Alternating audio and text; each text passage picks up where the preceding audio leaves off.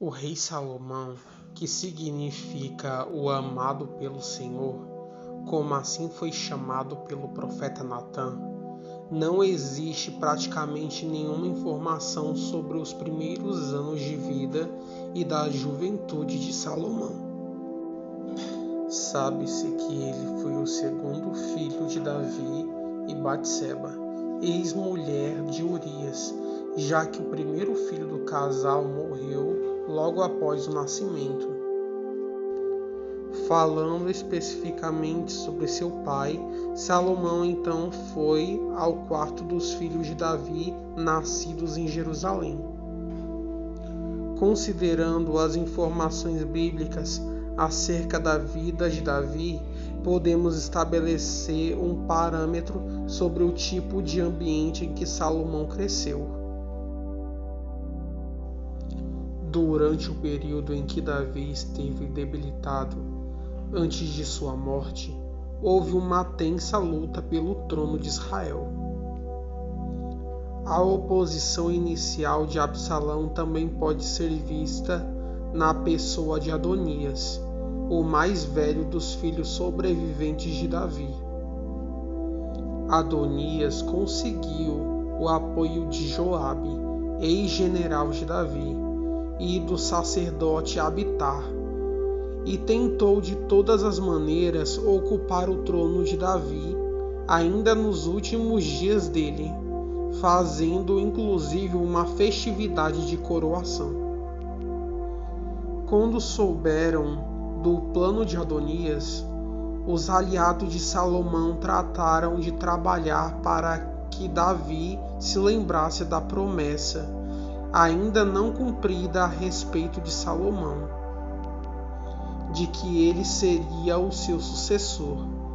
Assim Davi deu ordem acerca de ascensão de Salomão ao trono, e este foi a coroação do rei de Israel, sendo ungido por Zadok. Provavelmente, quando foi coroado, o rei Salomão não tinha muito mais de 18 anos. O rei Salomão reinou por 40 anos em Israel.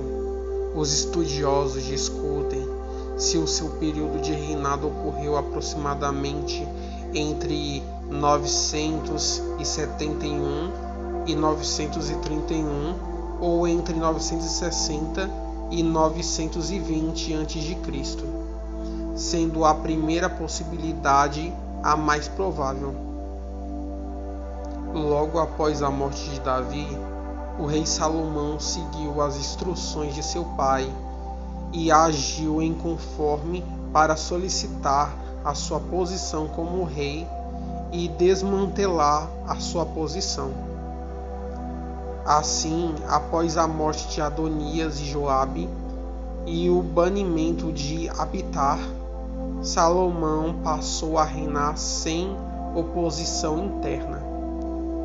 O rei Salomão herdou de Davi um externo território, com aproximadamente 128 mil quilômetros quadrados.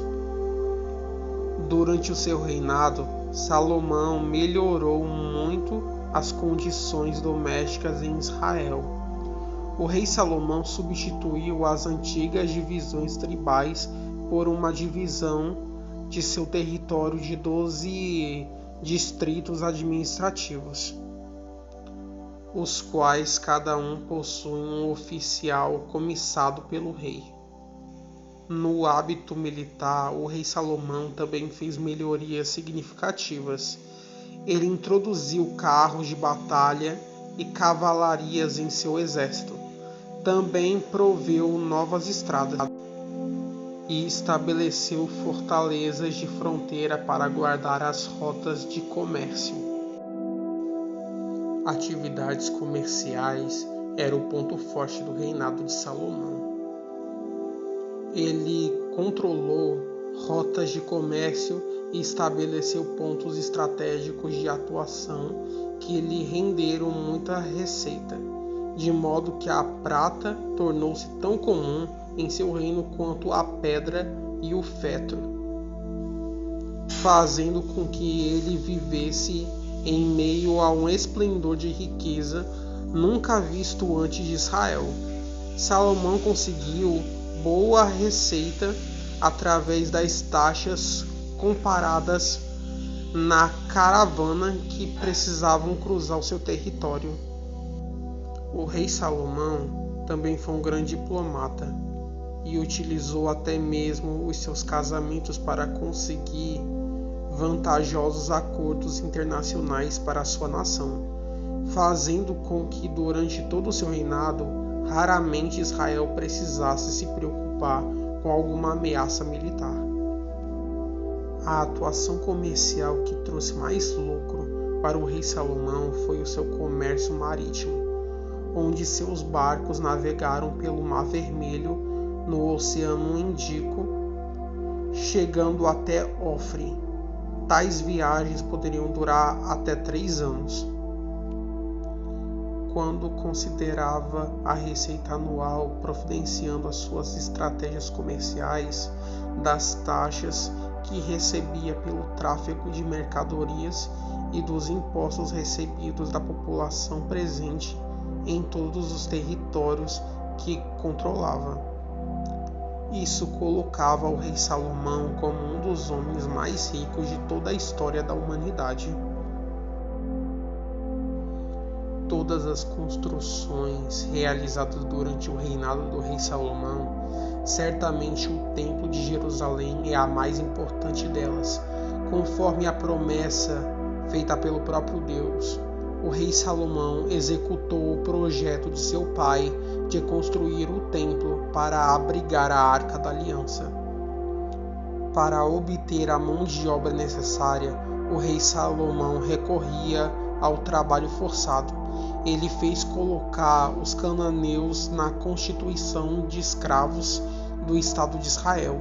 Todavia, o número de trabalhadores cananeus era insuficiente para suprir seus planos. Então ele recrutou israelitas para tal tarefa, abrigando-se também a um tipo de trabalho forçado. Essa medida ficou bastante impopular, fato que ficou evidenciado do episódio do assassinato de Adonião, o superintendente dos grupos dos trabalhadores. O templo construído por Salomão ficava localizado no Monte Moriá. A própria residência de Salomão foi uma das construções consideráveis, onde acomodara 700 esposas, 300 concubinas, além dos servos necessários. Salomão também edificou Milo, uma enorme fortaleza para proteger o templo. Em 1 Reis, capítulo 3, versículo 2, lemos que o registro do sonho que o rei Salomão teve, onde o Senhor lhe apareceu e lhe perguntou o que ele mais desejava receber.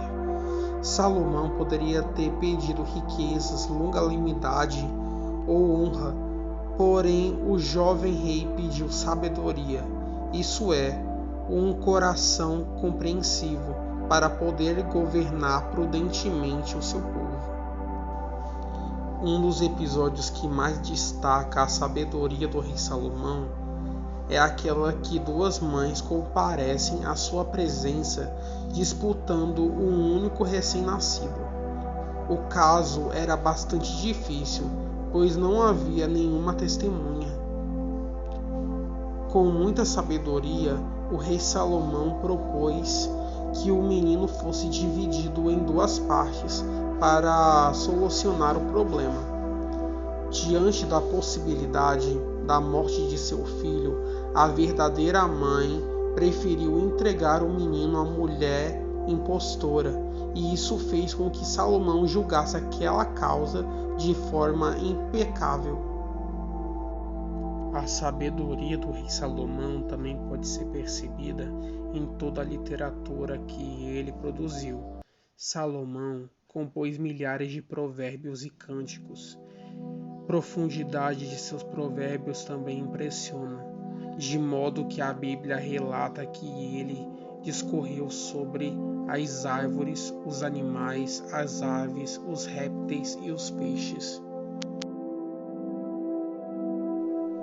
A Bíblia diz que a sabedoria de Salomão impressionava de tal modo que viam pessoas de todos os povos, de todos os reis da terra para ouvir a sua sabedoria. Uma dessas visitas foi feita pela rainha de Sabá, que veio dos confins da terra para poder ouvir pessoalmente a sabedoria do rei Salomão. A rainha de Sabá fez muitas perguntas e enigmas a Salomão, e o rei respondeu inteligentemente todos os questionamentos feitos por ela, deixando-a completamente impressionada. Na ocasião, a rainha de Sabá presenteou o rei Salomão com muitos presentes, além de 120 talentos de ouro. Apesar de toda a sabedoria que tinha o rei Salomão, Salomão tomou atitudes que lhe trouxeram problemas, entre as quais podemos destacar o trabalho forçado a qual submeteu ao seu povo, as práticas comerciais internacionais que de alguma forma fizeram com que a idolatria entrasse no meio do povo por contato de outros povos. De toda essa lista, certamente a sua vida conjugal é a mais que merece destaque, pois além da poligamia praticada por Salomão, suas esposas estrangeiras fizeram que, em sua velhice, ele praticasse uma adoração mista, seguindo outros deuses. Para o rei Salomão, o casamento fazia parte de sua estratégia política, ou seja, ele afirmava muitas alianças através de seus casamentos.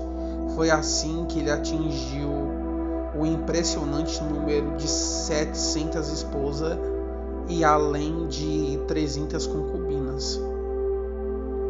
Apesar de encerrar a sua vida de uma forma melancólica, deixando um reino desgastado e prestes a ruir, o rei Salomão fez contribuições importantes para Israel, sendo aquelas que constituiu o primeiro templo, o que colocou Israel no cenário internacional e foi o primeiro autor da literatura e da sabedoria hebraica.